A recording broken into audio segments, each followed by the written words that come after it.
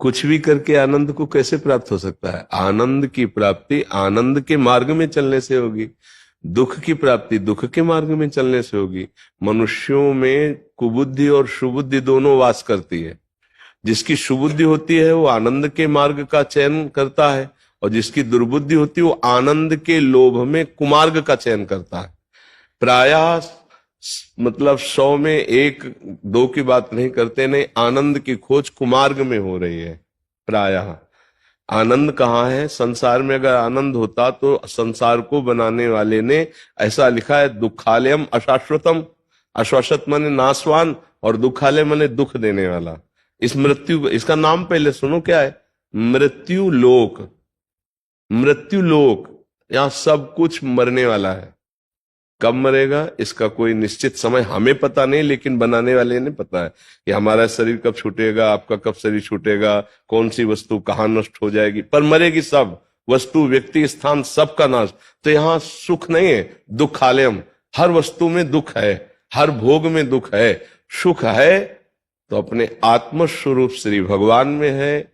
जब तक हम गुरुवाणी का हृदय में अनुसरण नहीं करते, गुरुदेव के वचनों का, तब तक आनंद का अनुभव नहीं हो सकता। देखो, खूब रुपया कमा के, खूब नाना प्रकार के मनमानी आचरण करके कौन सुखी है? बताओ, इतने में से आप ऐसे कौन हो जो संसार के भोगों को नहीं भोगे हो? या छोटे मोटे, थोड़ा बड़ा, अधिक कम, आपने कुछ ना कुछ तो संसार का, तो आप बोलो क्या सुख है? फिर वही नवीन लालसा है, तो सुख तो नहीं मिला ना। सुख तो तब है जब हमको सुख मिलेगा तो हमारे हृदय में आ जाएगा, अब कछु नाथ न चाही मोरे। ये सुख की पहचान है। फिर हृदय में कोई चाह नहीं रह जाएगी।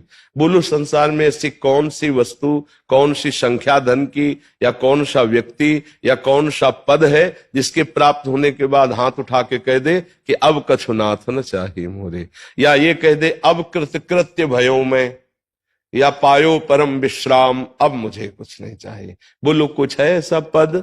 कोई धन की संख्या, आप जितनी संख्या का नाम लेंगे उससे बड़ी संख्या वाले इस संसार में है, पर असंतुष्ट है, क्लेशित है, अशांत है। वो और बढ़ना चाहते हैं।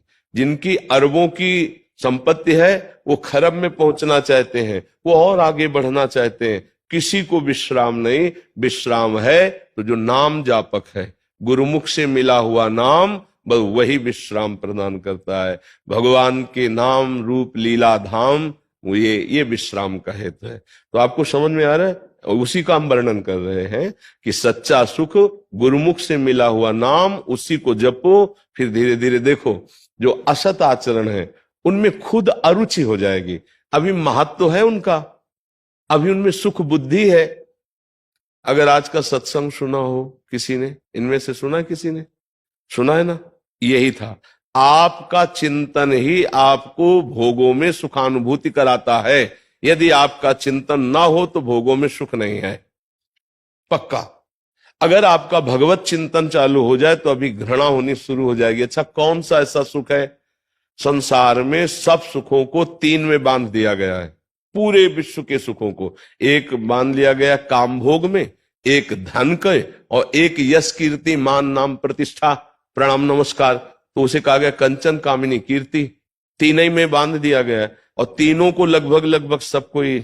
कौन सा सुख है भाई? क्या सुख है? देखो, शरीर क्या है? जब आप विवेक से देखो तो क्या है शरीर? ऊपर से चमड़ी लगी हुई नहीं, गंदी गंदी है, गंदगी भरी हुई है। अच्छा, जिन भोगों को हम भोगना चाहते हैं वो सब गंदगी के द्वार हैं। विवेक से देखो, सब कुछ आने की जरूरत नहीं। अच्छा, जो हम खा रहे हैं वो सब गंदगी बन रहा है। यहां है कौन सा सुख भाई? सोचो, कौन सा सुख है? और इसी में हमारा पूरा जीवन जा रहा है। ऐसा भ्रम होता चला जा रहा है, इतनी राक्षसी बुद्धि पैदा होती जा रही कि जिस शरीर को हम बड़ा प्यार करते हैं, ऐसे ही दूसरे शरीरों के साथ हम कैसा बर्ताव करते हैं। सोचो, किस लिए? केवल हमको ये भ्रम हो गया कि ये सुख है, तो उसको कितना हम लूट लें, बस पापाचरण शुरू हो गया। क्या ये विश्राम है? क्या ये सुख है? देखो ना, थोड़ी देर का 5 मिनट 10 मिनट का गलत चिंतन हमसे ऐसे आचरण करा दिए कि पूरे आजीवन कारावास या फांसी की सजा। कितनी बड़ी गलती हो गई, हमारी सोच खराब हो गई, हमारा चिंतन खराब हो। तो वही आनंद ढूंढ रहे हो, तुम जिस आनंद की खोज कर रहे हो वो वही है। ये देखो, इसका परिणाम देखो ना, जितने रोग हैं, जितनी जेल है, सब उसी से भरी तुम्हारी आनंद की खोज में। इसका मतलब दिशा तुम्हारी गलत है। तो फिर लौटो, गुरु चरणों का आश्रय लो और उनके द्वारा दिए हुए नाम से आप फिर प्रकाश पाओगे कि ये इस आनंद का मार्ग है।